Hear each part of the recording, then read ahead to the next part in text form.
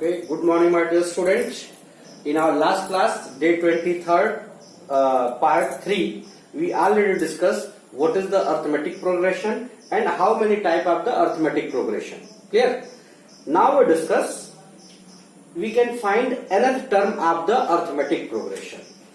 See, here a plus d, a plus 2d, a plus 3d, a plus 4d, and so on up to a plus n minus 1d.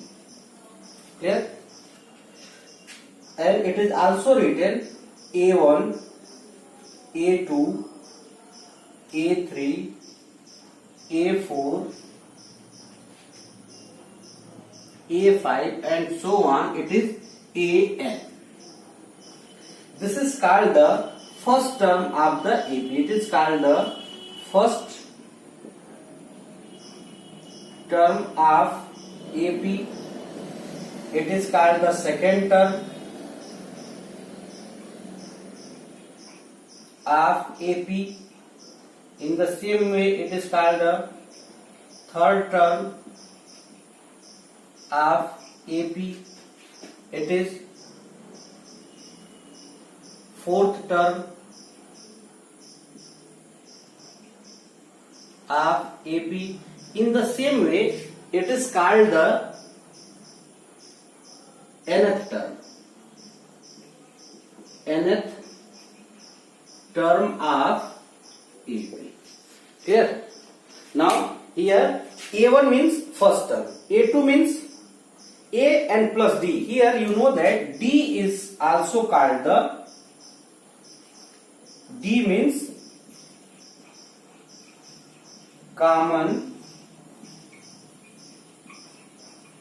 difference, and you know that we can find the D. How we can find the D? Second term minus first term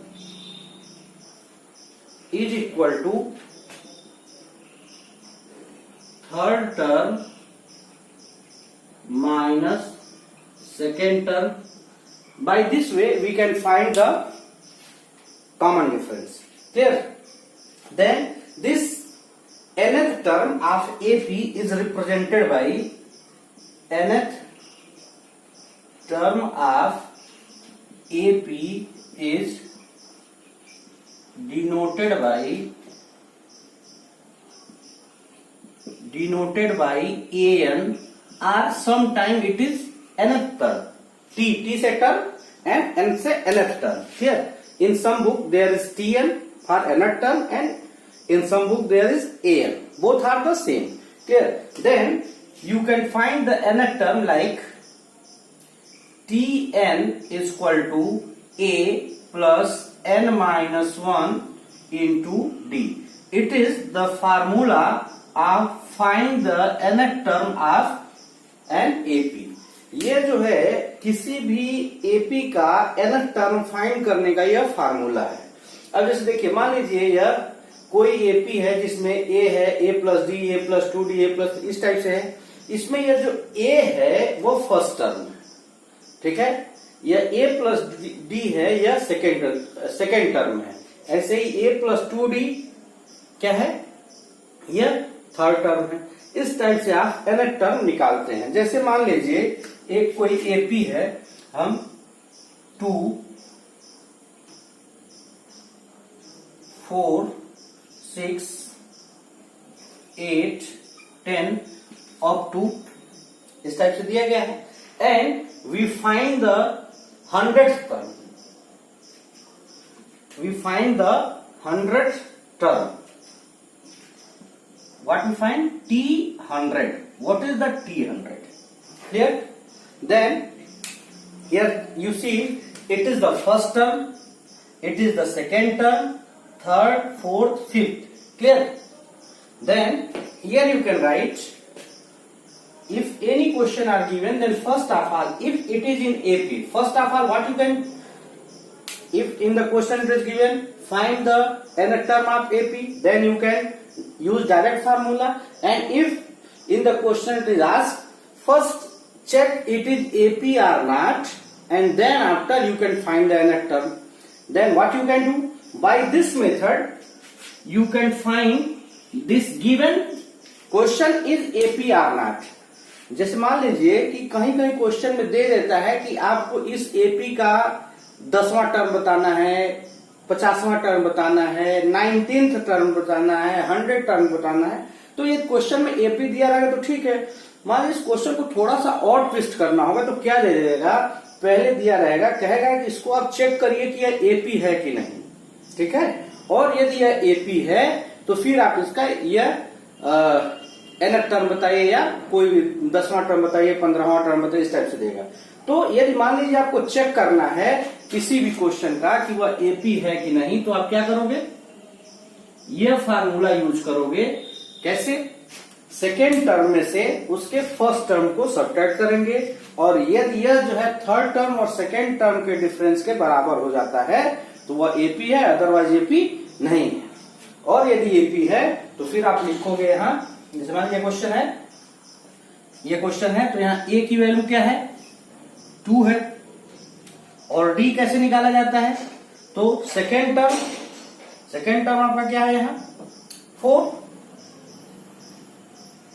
तो ऐसे second term minus first term equal to third term minus second term. तो second term कितना है, 4 minus 2 equal to 6 minus 4। 4 minus 2 means 2 and 6, तो इसका मतलब AP भी है और आपको डी कॉमन डिफरेंस कितना पता चल गया कि डी है। अब आपको बताना है 100 टर्म, तो आप लिखोगे, अब n की वैल्यू यहाँ क्या है 100, तो आपको T100 और यह A100 both are the same. तो अब क्या करोगे, इस फार्मूले में n के जगह पे आप 100 रख दोगे, तो यह हो जाएगा आपका, पहले तो फार्मूला लिखते हैं हम, A प्लस T100 हमको फाइंड करना है, व्हाट इज द T100। तो फार्मूला पहले आप लिखोगे, फार्मूला क्या होता है, Tn equal to A plus n minus 1 into D, ठीक है। अब T100 equal to A means 2, n 100 minus 1 और d means also 2, then it is 2 plus 100 minus 1 99 into 2, clear, then it will be 2 9 जा 18 और 2 9 जा 18 और 1 9 19 and it is plus 2 and it is added. Now T100 is 200, then here you can write answer T100 is equal to 200. Clear? By this way you can find nth term of an AP. देखिए यह आपका AP है, arithmetic progression है, क्योंकि इसमें D की value आप कहीं भी निकालोगे तो इसमें से इसको सब्ट्रैक्ट D होगा, यहाँ भी D होगा, ठीक है। इसमें हर जगह जो है एक फिक्स वैल्यू ऐड करके हमको नेक्स्ट टर्म मिल रहा है, इसलिए यह कॉमन डिफरेंस है। अब आपके बुक में कहीं कहीं यह A1 फर्स्ट टर्म है, यह A2 A प्लस डी है, A3 A प्लस 2D है, A4 A प्लस 3D है, इस टाइप से आप AN तक निकाल सकते हैं। आपको nth टर्म निकालना हो किसी भी एपी का तो इस टाइप से आप nth टर्म भी निकाल सकते हैं, ठीक है। अंडरस्टैंड में। अब जैसे मान लीजिए कि कहीं कहीं क्वेश्चन में पूछ देता है find the nth term from the last. किसी भी एपी का यदि आपका लास्ट टर्म दिया हो तो उसका हमको nth टर्म निकालना है, ठीक है। जैसे आपको बताया गया था कि दो तरह का एपी होता है, एक फाइनाइट एपी होता है और एक इनफाइनाइट एपी होता है। जैसे यह जो है ओपन एंडेड है, इसका एंड खुला है, तो यह इनफाइनाइट एपी होगा। अब जो हम फार्मूला निकालने चल रहे हैं उसमें आपको लास्ट टर्म दिया रहेगा और उसका हमको जो है nth टर्म निकालना होगा।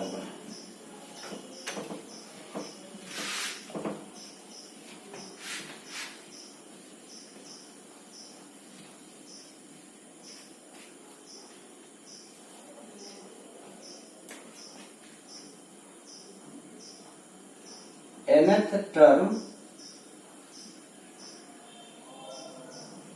of AP from last or end. Clear? Find the nth term of an AP from the last or end. इसका मतलब क्या है कि इसमें आपको लास्ट टर्म दिया रहेगा, ठीक है। जैसे मान लीजिए A1 है, या A2 है, या A3 है, इस टाइप से यहाँ L लास्ट टर्म दिया है। अब आपको जो है इस AP का आपको nth टर्म बताना है, तो आप लिखोगे Tn फ्रॉम लास्ट। कैसे निकाला जाता है? It is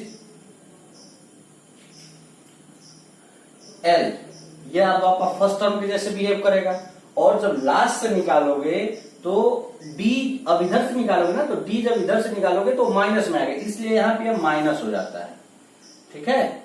L minus N minus 1, ये तो फार्मूले में ही रहेगा, और D, यह जो है फार्मूला हो गया जब किसी भी AP का आपको लास्ट टर्म निकालना है, ठीक है। जैसे मान लीजिए कि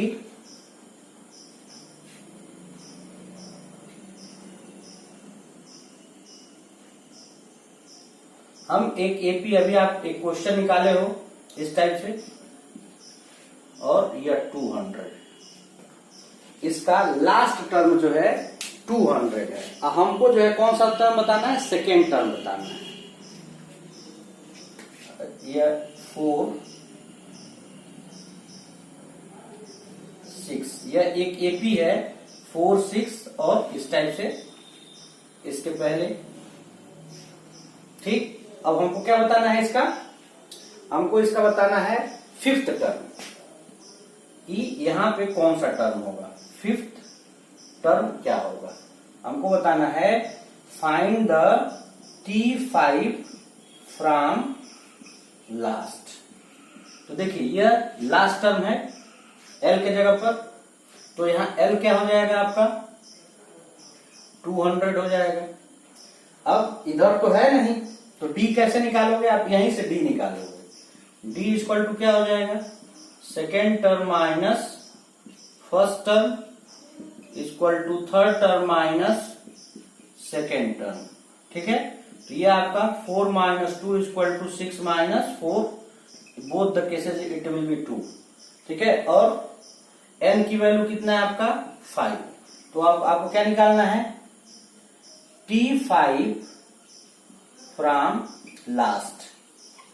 तो लास्ट टर्म के लिए कौन सा फार्मूला होता है? L minus N minus 1 into D, ठीक है। तो अब L की जगह पे आप क्या लिखोगे? 200, ठीक है, माइनस N के जगह पे 5 माइनस 1, और D की जगह पर 2, तो ये कितना हो जाएगा?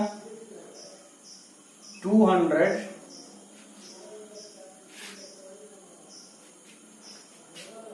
माइनस 5 माइनस 1, कितना हो जाएगा? 5 माइनस 1 4, और इंटू 2, तो ये कितना हो जाएगा? 200 माइनस 8, ये 192, ऐसे समझिए। तो अब लास्ट से फिफ्थ टर्म, मतलब ये आपका लास्ट टर्म है, यह सेकेंड लास्ट टर्म है, यहाँ थर्ड लास्ट टर्म होगा, यह फोर्थ होगा, और यह फिफ्थ होगा। तो यहाँ पर देखिए यह 200 है, यह 198 हो जाएगा, यह 196 हो जाएगा, यह 194 हो जाएगा, और यहाँ क्या होगा? 192। तो इस तरीके से आप देख रहे हो कि आप लास्ट टर्म निकाल ले रहे हो, ठीक। अब इस टाइप से जो है आपको मिडिल टर्म भी निकालने के लिए आता है, ठीक है। तो अभी आप कौन कौन सा एक्सरसाइज आप एनसीईआरटी का एक्सरसाइज 5.1 और 5.2 तक कर सकते हो इस मेथड से, ठीक है। आरडी शर्मा से आप भी कुछ एक्सरसाइज करना चाहो तो कर सकते हो, ठीक है। अब हम लोग नेक्स्ट टॉपिक में, नेक्स्ट क्लास में जो है हम मिडिल टर्म निकालना सीखेंगे और कुछ एक क्वेश्चन कुछ अदर बुक से भी निकालना सीखेंगे। अब हमारा एक अंतिम टॉपिक बच गया है, मतलब तीसरे पीरियड में हम लोग पढ़ेंगे sum of the nth term. n term का सम हम कैसे निकालते हैं और कुछ क्वेश्चन। इस तरीके से हमारा एपी के लिए 4 क्लास और चाहिए, 4 क्लास में एपी हमारी कंप्लीट हो जाएगी। ठीक है, ओके, थैंक यू।